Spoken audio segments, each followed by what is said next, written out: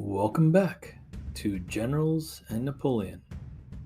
Episode 10 Marshal Soult, Duke of Dalmatia.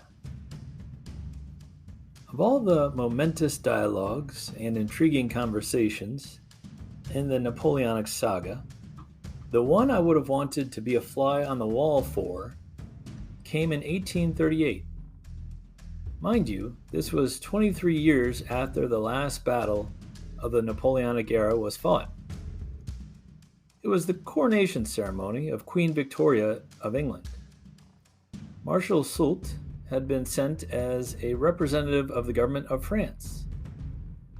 As the marshal was walking through the music room for the Queen's concert, someone snuck up behind him and grabbed his arm. The Duke of Wellington smiled and said, quote, "I have you, at last," end quote. The two men had never met each other, but faced each other in battle at least a half dozen times, including at Waterloo. Although Soult never beat Wellington in battle, he always fought with smart battle formations and executed skillful retreats that frustrated the Duke. It must have been some conversation. I often wonder what they discussed. Perhaps the Duke of Wellington started with, quote, "I almost had you at Oporto," end quote. To which the marshal might have said, quote, "I almost had your army at Albuera," end quote. The two men had great military minds and shared a mutual respect of one another. Indeed, such was the respect the British had for Marshal Soult that they named a monitor battleship of the Royal Navy after him. This warship fought in both World War I and World War II before being decommissioned in 1946. In a hint of irony, the initial bombardment fired by the HMS Soult occurred in 1918 in Flanders, where, 124 years earlier, Wellington suffered his first defeat in battle. Jean de Dieu Soult was born in the small town of Saint-Amans, France. He was born in March of 1769, 2 months before the Duke of Wellington and 5 months before Napoleon was born. He was the son of a lawyer and notary, Jean Soult, and his wife, Brigitte de Grenier. Although his father had destined for his son to take over his law practice, the young Soult had other ideas. The future marshal had a brother named Pierre, who would become a general under Napoleon as well. Both of the Soult brothers would eventually have their names inscribed under the Arc de Triomphe in Paris.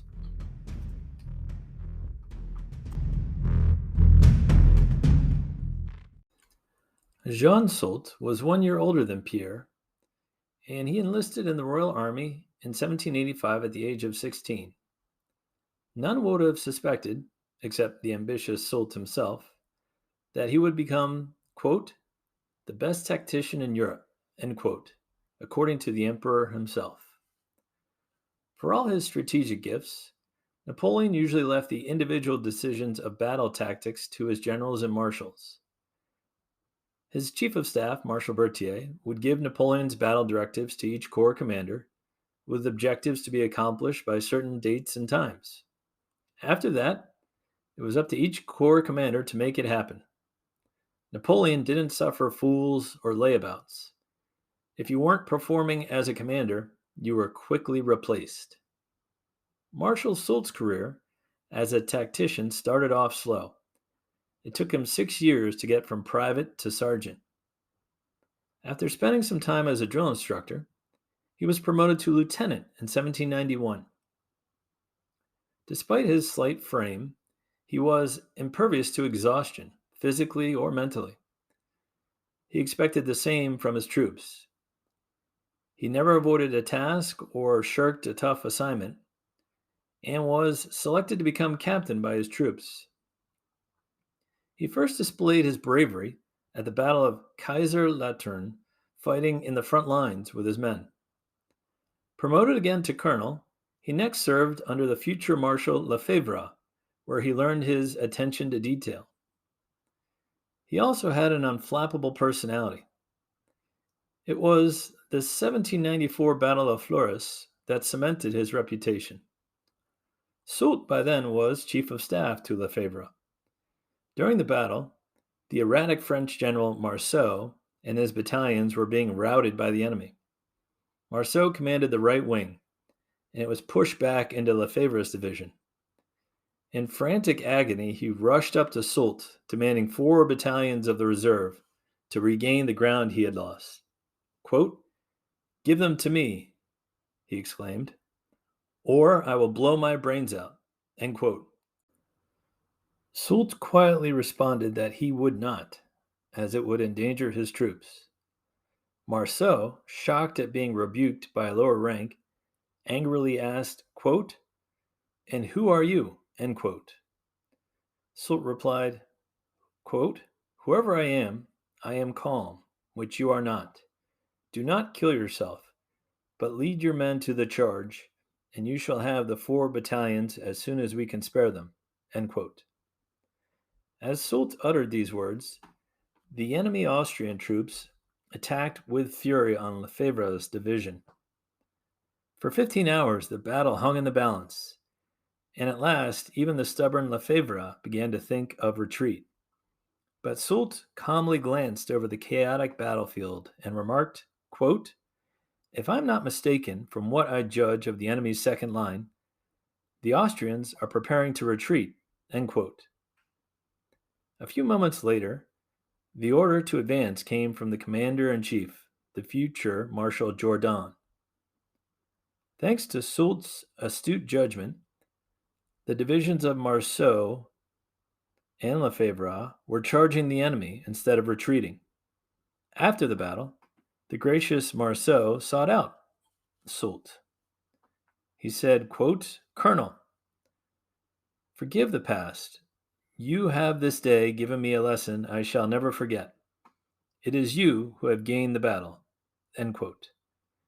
For his efforts, Soult was promoted to general of brigade. He was calm, resourceful, and hardworking, but he also had a greedy streak in his character. He developed a keen eye for valuables in conquered territories. Like his fellow marshals Augereau and Massena, he looted jewelry, furniture, artwork, and vast sums of gold. But his main ambition was to wear a crown. He would get close, but unlike Marshals Murat and Bernadotte, he would never obtain a kingdom. Want to make a podcast? Spotify's got a platform that lets you make one super easily, then distribute it everywhere, and even earn money. All in one place for free. It's called Spotify for Podcasters, and here's how it works. Spotify for Podcasters lets you record and edit podcasts right from your phone or computer. So no matter what your setup is like, you can start creating today. Then you can distribute your podcast to Spotify and everywhere else podcasts are heard. With Spotify for Podcasters, you can earn money in a variety of ways, including ads and podcast subscriptions. And best of all, it's totally free with no catch. In 1795, the new General Soult was covering a retreat when his small force was surrounded by 4,000 Austrian cavalry troopers.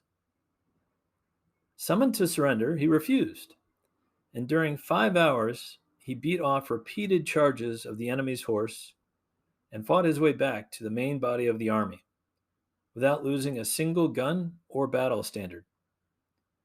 In 1796, Soult married Joanna Louise Elizabeth Berg. Soult was 27 at the time, and Joanna was 25. Joanna was described as friendly but spirited. Napoleon found her to be too domineering over the Marshal, and she often expressed her displeasure when Soult was repeatedly assigned to the Spanish front. Napoleon retorted, quote, "Madame, recollect that I am not your husband. If I were, you should conduct yourself very differently." End quote. Soult and his wife would go on to have 3 children, two of which would survive to adulthood. His son, of course named Napoleon, would live until 1857, and his daughter, Hortense, would live until 1862. General Soult increased his reputation during the 1796 and 1797 campaigns in the valleys of the Rhine and the Danube. In 1799, he served under the brilliant General Massena and learned about proper troop deployment and creative battle tactics. After defeating the Russians at the Battle of Zurich, Massena praised Soult's qualities in a letter to Napoleon, saying, quote, "For judgment and courage, Soult scarcely has a superior." End quote. In 1800, Massena took Soult with him to Italy. During the struggle at the fortress of Genoa, where the Austrian army drove the French into the town, Soult was at his best in the front lines. He led troops in battle after battle, in a way he rarely did later in his career. On one occasion, when cornered by the Austrians, he was summoned to surrender. The Austrian negotiator pointed out that it was hopeless to continue the battle, as he had neither food nor ammunition. To this, Soult replied, quote, "With bayonets and men who know how to use them, one lacks nothing." End quote. During the 2-month Genoa battle, Massena, Soult, and their half-starved men carried out several sorties to wreck siege equipment and beat back the Austrians. On one of these sorties, General Soult was injured by a musket ball to the knee and was captured. He was treated harshly by his captors, robbed of his money, and thrown into a deplorable field hospital where he spent many days and nights racked in pain. Indeed, this experience was so terrible for Soult that he probably resolved to stay far away from the front lines in any future battle. This decision was to cost him. Most of Napoleon's generals and Napoleon himself preferred to lead from the front. Marshal Davout, for instance, insisted his officers lead from the front, and if he found any in the rear areas, would have them immediately returned to the front. Soult preferred to stay in the rear and play the battlefield like a chessboard. The problem with this idea was communication. If his regimental commanders needed to redeploy their troops or request reinforcements, they had to send couriers to Soult's rear headquarters to ask for permission, and then Soult had to approve or deny this request and send the couriers back. This took time. The Marshal planned his battles well, but left too much to his subordinates to coordinate. As the Duke of Wellington pointed out, quote, "Soult never seemed to know how to handle his troops after a battle had begun." End quote. In 1800, following Napoleon's victory at Marengo, peace with Austria was declared, and Soult was paroled from captivity. Like most generals of the time, he enjoyed some much-deserved downtime. First as Colonel General of Napoleon's elite Councilor Guard, which eventually became the famed Imperial Guard. In 1804, Soult was included on the list of the original 18 Marshals of the Empire. From there, he was dispatched with most of the other marshals to the coastal training camp at Boulogne for the supposed invasion of England. Using his drill sergeant methods, Soult imposed strict discipline on his men, gaining him the nickname of, quote, "the Iron Hand." End quote. Even Napoleon thought his methods were a bit too Spartan, to which Soult responded, quote, "Those who cannot withstand the fatigue which I myself undergo will remain at the depots, but those who do stand will be fit to undertake the conquest of the world." End quote. While stationed at Boulogne, he and his men erected a huge stone column to Napoleon's glory that can still be visited today. In 1805, Napoleon and his men shifted focus from the shores of Britain to the forests of Central Europe. Moving with 200,000 troops, Napoleon and his marshals trekked across hundreds of miles to crush the Austrian general Mack in Ulm, Germany. They next moved to Austerlitz in the present-day Czech Republic. This was to be the famous Battle of the Three Emperors, those being Napoleon versus Emperor Francis of Austria and Tsar Alexander of Russia. This was also to be Napoleon's masterpiece. Before the battle, Napoleon brought his marshals and generals to the Pratzen Heights, outside of that town.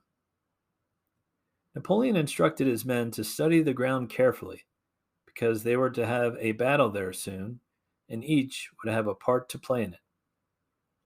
Soult's 16,000 troops held the center of the line and were to have the honor of storming the Pratzen Heights. Feigning weakness, Napoleon cleverly tricked the Allies by giving up the heights before the battle. He positioned Marshals Lannes and Murat on the left side and Davout on his right, weakly supported.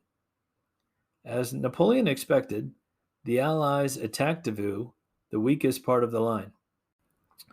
When the Allies left the Pratzen Heights to attack Davout's corps, Napoleon rushed up to Soult and asked him how long it would take for him to capture the heights. Soult responded, quote, "Less than 20 minutes, sire, for my troops are hidden at the foot of the valley by fog and smoke." End quote.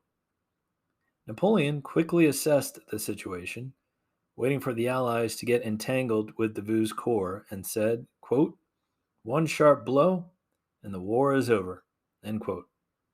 At the proper moment, 200 drummers beat the signal to charge, and Soult's corps surged forward. His corps commanders, Generals Van Damme and Saint-Hilaire, swept through the heights like a tornado, and before noon the rout was on. The Russians and Austrians suffered 10,000 troops killed, versus the French with 2,000 troops lost. It was Napoleon's signature victory. Soult thought he would get more credit for the win, as did Marshal Lannes, but Napoleon shared the glory of Austerlitz with no one. In 1806, Soult fought in the war against Prussia and maintained his managerial style of commanding far from the front. One of his commanding officers summarized it best, quote, "He loved vigorous enterprises, but only on condition that he did not expose his own person too far." He was far from sharing the brilliant courage of Marshal Ney and Marshal Lannes. One could even reproach him of the opposite excess of sheltering himself from danger too carefully. End quote. This caution was to cost Marshal Soult several battles, especially in Spain. His battle record was 17 wins and 22 losses. Not very impressive, but most of those losses were against one of the top 10 military commanders of all time, the Duke of Wellington. Soult performed well in the war with Prussia, especially in the mopping up efforts after the French victories at Jena and Auerstadt. Soult, Murat, and Bernadotte kept their men's swords at the kidneys of the retreating Prussian soldiers. Capturing large bodies of Prussian troops and fortresses, the war with Prussia soon ended, as Marshal Murat succinctly stated, quote, "Sire, the combat ends due to lack of combatants." End quote. However, there were still Russians and small detachments of Prussians awaiting Napoleon at the terrible Battle of Eylau in February of 1807. In this inconclusive battle, Soult's corps was hit hard, and Augereau's was virtually destroyed in an ill-timed attack. Murat's legendary cavalry charge stopped the Russian assault, and both sides weighed their options. For a moment, Napoleon considered retreat, but Soult advised against this, quote, "Beware of doing so, sire. Let us remain the last on the field, and we shall have the honor of the day. From what I have seen, I expect the enemy will retreat in the night." End quote. Sure enough, the Russians fell back during the night, and Napoleon had his bloody victory. But even the emperor recognized the damage the Russians had done to his army after Eylau. Soult retorted to the gloomy emperor, quote, "And we've done the same to them. Our bullets are not made of cotton." End quote. Following the successful Polish campaign and peace with Russia, Soult was made Duke of Dalmatia, along with receiving an endowment of 300,000 francs per year. Although Soult was thrilled to have the money, he had virtually no connection to Dalmatia, a region in the present-day country of Croatia. In 1808, he was dispatched to Spain to solidify Napoleon's control of the Iberian Peninsula and, of course, to loot any artwork and gold he could get his hands on. Little did the Marshal know that he would spend most of the next 6 years trying to conquer this land. After the setbacks in Portugal and the Battle of Bailen, the Emperor himself showed up on the scene to conquer Spain. Napoleon and his marshals brushed aside the Spanish armies in their path and took over Madrid. From there, Napoleon and Soult chased after Sir John Moore and his British army on the peninsula. After it was clear that the British would make good on their escape at Corunna, Napoleon handed over the pursuit to Soult and returned to France. After an awful trek through poor weather and terrible roads, Soult cornered Sir Moore and the British at the ports of Corunna. The British mounted a masterful defense and beat back the French attacks, thus escaping the Iberian Peninsula for the time being.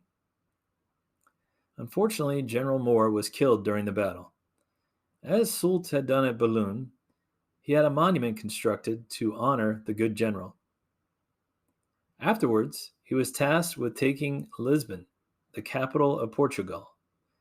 He initially made good ground, taking the city of Oporto. But he decided to stop there as his supplies were low and his communications were cut with France. During this quiet time, he let his delusions of grandeur get the better of him. He started a not-so-silent campaign to make himself King of Portugal. He allowed placards to be put up around the city by friendly Portuguese citizens, asking him to become king. The previous rulers of Portugal had fled to South America to avoid being captured by the French. The idea of becoming a monarch wasn't outside the realm of possibilities. At the time, Marshal Bernadotte was Prince of Pontecorvo, and Marshal Murat had been named King of Naples.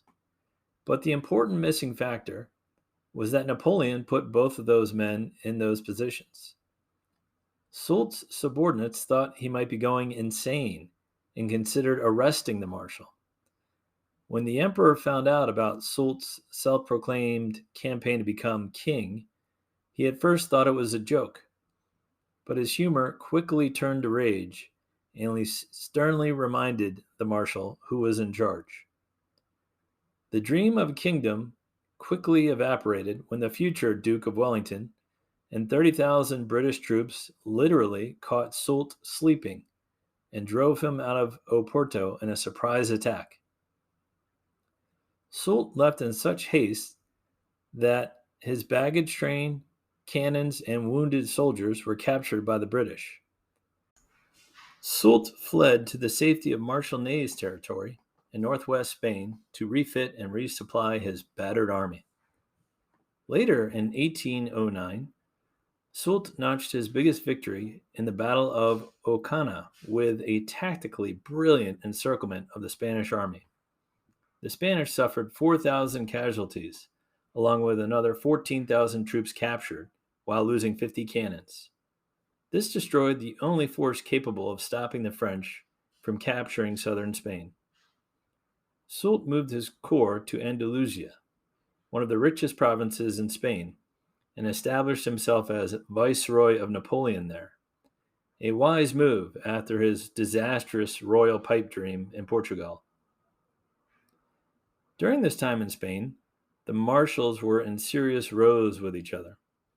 Without the emperor's guiding hand, mutual cooperation evaporated.